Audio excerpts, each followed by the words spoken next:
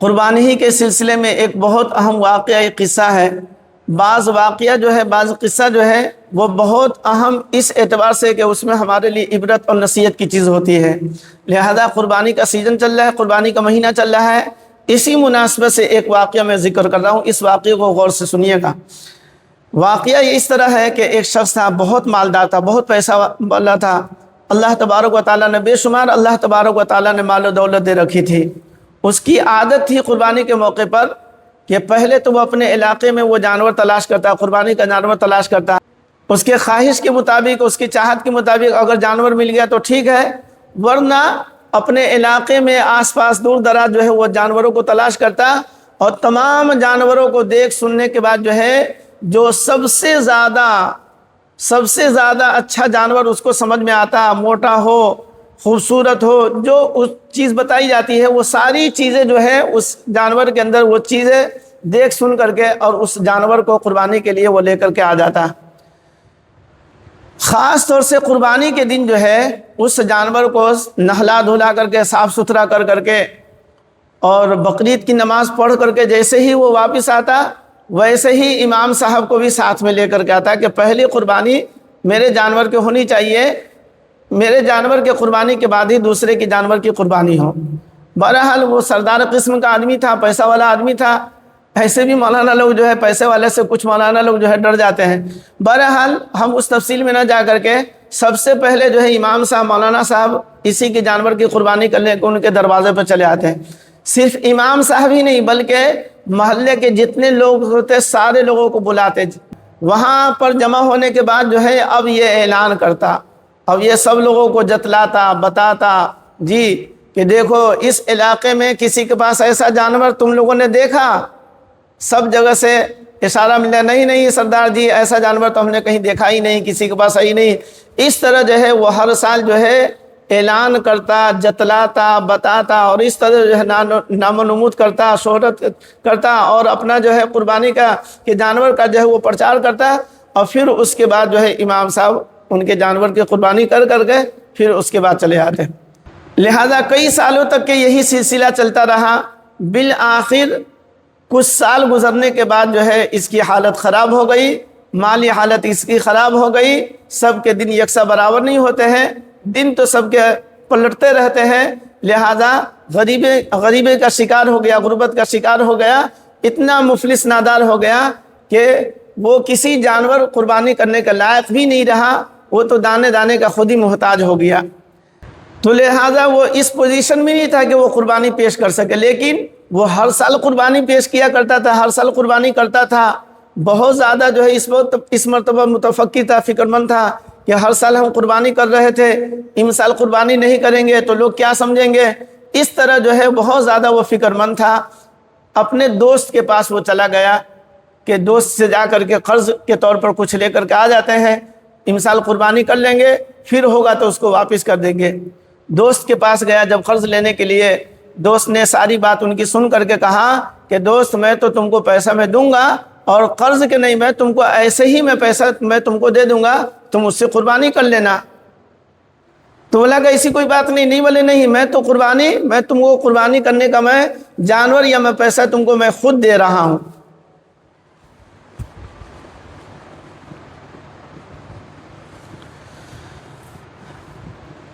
لہٰذا وہ سوچتا تھا کہ بھائی ہر سال ہم قربانی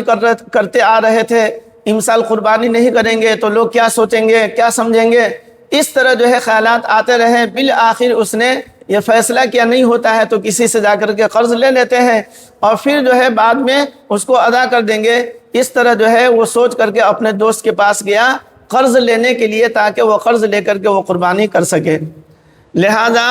ان کے دوست نے ان کی ساری بات سن کر کے، چونکہ ان کو بھی یہ ان کی عادت معلوم تھی قربانی یہ کس طرح کیا کرتا تھا، لہذا انہوں نے کہا کہ دوست ایسی کوئی بات نہیں ہے، تم کو جو پیسے کی ضرورت ہے پیسہ تو میں دینے کے لیے تیار ہوں، اور قرض کے طور پر نہیں، میں تم کو اپنی طرف سے ایسے ہی میں پیسہ دے رہا ہوں اور تم جانور خرید کر کے تم قربانی کر لینا، لیکن ایک شرط میری یہ ہے کہ یہ پیسہ جو ہے میں سارے محلے والے کے پاس، سارے بستی والوں کے پاس، سب لوگوں کے سامنے میں یہ پیسہ دوں گا، اور میں ان لوگوں سے کہوں گا کہ یہ میرا دوست ہے، میرا جگری دوست ہے، ان کی پوزیشن، ان کی حالت مثال ٹھیک نہیں، اچھی نہیں ہے، لہذا میں اپنی طرف سے میں اپنے دوست کو پیسہ دے رہا ہوں تاکہ یہ قربانی کا جانور خریدے اور قربانی کرے۔ تب انہوں نے کہا کہ آپ کو اگر نہیں دینا ہے تو مت دیجئے، لیکن آپ مجھے اس طرح جو ہے بستی والوں کے سامنے، محلے والے کے سامنے مجھے ذلیل اور رسوا نہ کرے۔ یہ تو بہت ذلت کی بات ہے، رسوائی کی بات ہے کہ محلے والے کے سامنے ہم کو آپ پیسہ دیں گے اور پیسہ دے کر کے کہیں گے کہ میں اپنی طرف سے میں پیسہ دے رہا ہوں تاکہ یہ قربانی کر سکے۔ جب اس کے دوست نے اس طرح یعنی مجمع کے سامنے، لوگوں کے سامنے پیسہ لینے سے جب اس نے انکار کر دیا، تب اس کے دوست نے کہا کہ دوست میں تجھے ذلیل اور رسوا میں نہیں کرنا چاہتا ہوں اور میرا مقصد بھی یہ نہیں ہے، دراصل میں تجھے بتانا یہ چاہ رہا تھا کہ اتنے دنوں سے جو تم قربانی کرتے آ رہے تھے، لوگوں کو جمع کر کر کے سب کے سامنے اپنی قربانی کا اظہار کرتے، افشا کرتے، چرچا کرتے اور یہ بتاتے کہ میرے جانور جیسا کسی کا جانور نہیں، اس طرح کی قربانی جو ہے اللہ تبارک و تعالیٰ پسند نہیں فرماتے ہیں۔ جس میں ریا ہو، جس میں نمود ہو، جس میں دکھلاوا ہو، اللہ تبارک و تعالیٰ ایسی قربانی کو پسند نہیں کرتے ہیں۔ تو لہذا جس طریقے سے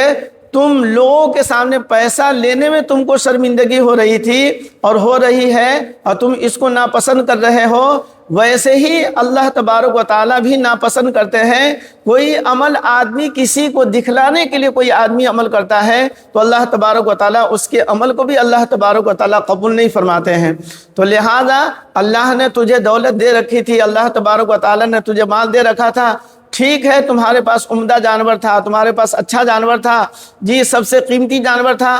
اگر صرف تم اللہ کے لیے اگر خریدتے اور اللہ کے نام پر قربانی کرتے تو اللہ تبارک و تعالیٰ اسے قبول فرماتے۔ تم تو سارے بستی والوں کے سامنے اپنے قربانی کے جانور کا اظہار کرتے اور بستی والوں کو ذلیل کرتے،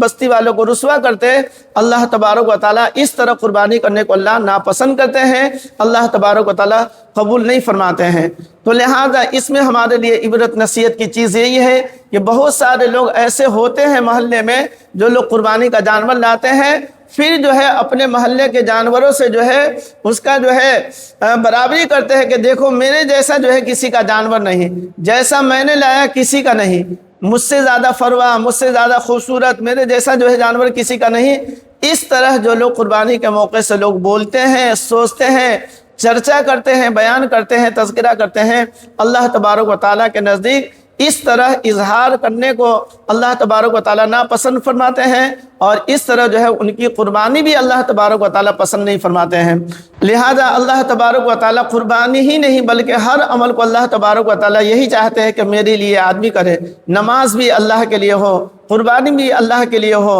حج بھی اللہ کے لیے ہو، عمرہ بھی اللہ کے لیے ہو، ساری عبادت اللہ کے لیے۔ قل ان صلاتی و نسکی و محیای و مماتی للہ رب العالمین، جی سب کچھ جو ہے وہ اللہ کے لیے ہونی چاہیے۔ اللہ کے علاوہ غیر اللہ کے لیے کوئی عمل آدمی کرتا ہے، بڑا سے بڑا عمل کیوں نہ ہو، اللہ تبارک و تعالیٰ اسے قبول نہیں فرماتے ہیں۔ تو لہذا خاص طور سے قربانی کے موقع پر اس طرح کا کوئی عمل نہ کرے اور اپنی زبان سے ہو یا اپنے عمل سے ہو، کسی چیز سے اس چیز کا اظہار نہ کیجئے کہ میرا جانور جو ہے ایسا ہے، بلکہ اللہ تبارک و تعالیٰ نے جو آپ کو گنجائش دے رکھی ہے، آپ نے عمدہ بہتر جانور لایا تو اس پر اللہ کا شکر ادا کیجئے کہ اللہ تبارک و تعالیٰ نے مجھے مال دیا ہے، مجھے دولت اللہ نے دے رکھی ہے اور میں اس پوزیشن میں ہوں، اس حالت میں ہوں کہ میں عمدہ سے عمدہ، بہتر سے بہتر اور مہنگا سے مہنگا جانور میں خرید سکتا ہوں، اور پھر اللہ نے مجھے توفیق دی ہے تو اللہ کے نام پر آپ قربانی کریں۔ اس کا چرچا کرنا، اس کا افشا کرنا، لوگوں کو بتانا، دکھلانا، یہ کوئی مناسب بات نہیں، اچھی بات نہیں ہے، بلکہ آپ کا مال بھی چلا گیا، آپ کا پیسہ بھی چلا گیا اور پھر جو ہے آخرت میں آپ کو اللہ تبارک و تعالیٰ اس پر آپ کو کچھ نہیں دیں گے۔ تو لہٰذا اپنے قربانی کے ثواب کو ضائع نہ کرے، برباد نہ کرے، اس کی حفاظت کرے۔ حفاظت یہ ہے کہ اللہ تبارک و تعالیٰ ہی کے لیے کر رہے ہیں تو اللہ کو راضی اور خوش کرنے کے لیے کر رہے ہیں تو انہی کے نام پر کیجئے